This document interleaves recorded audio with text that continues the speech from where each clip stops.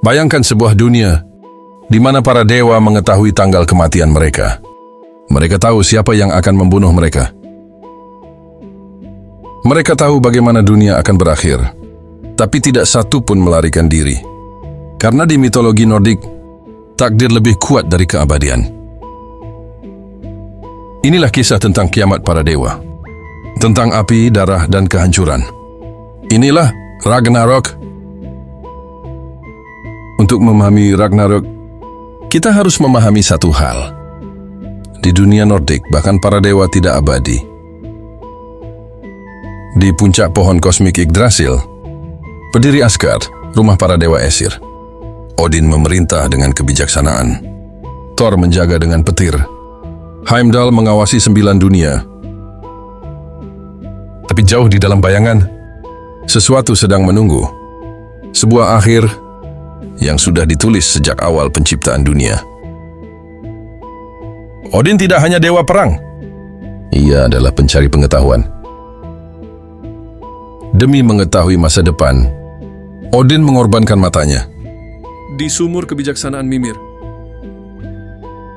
Dan apa yang ia lihat bukan kemenangan, melainkan kematian dirinya sendiri. Odin melihat Fenrir. Ia melihat Thor roboh. Ia melihat Asgard terbakar. Sejak saat itu, Ragnarok tidak lagi jika, melainkan kapan. Ragnarok diawali oleh Fimbulwinter, musim dingin tanpa akhir. 3 tahun lamanya. Salju turun tanpa henti. Matahari menghilang. Panen gagal total. Manusia kehilangan harapan. Moral runtuh. Dunia manusia hancur, bahkan sebelum perang para dewa dimulai. Inilah saat di mana dunia mulai mati. Dari dalam, rantai Gleipnir yang menahan Fenrir akhirnya patah. Serigala raksasa itu melolong. Suaranya mengguncang 9 dunia. Di laut Jormungandr, ular dunia naik ke permukaan. Ombak raksasa menenggelamkan daratan.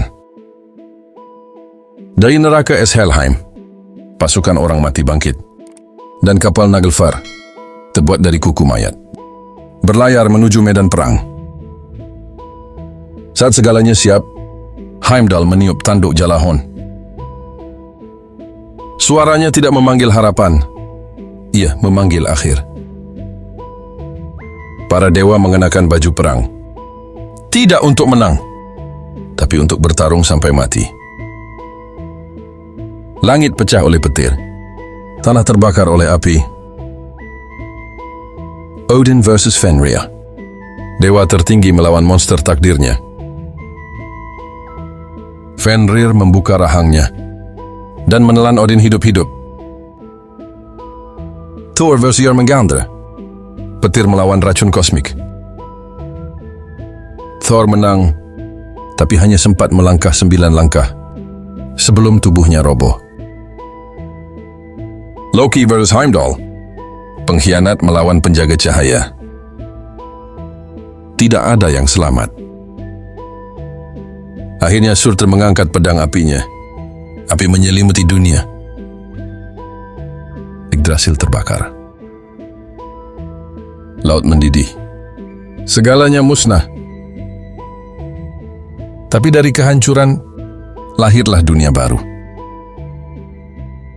Bumi muncul kembali dari lautan. Hijau, damai.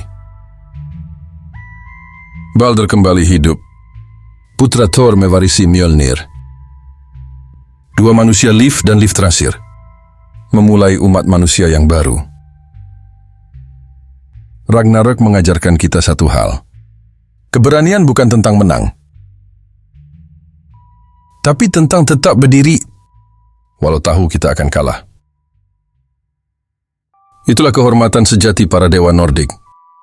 Jika kamu menikmati kisah epik seperti ini, subscribe dan nyalakan loncengnya, karena masih banyak kisah mitologi gelap yang belum terungkap. Kalau kamu suka ceritanya, klik like dan subscribe sekarang juga.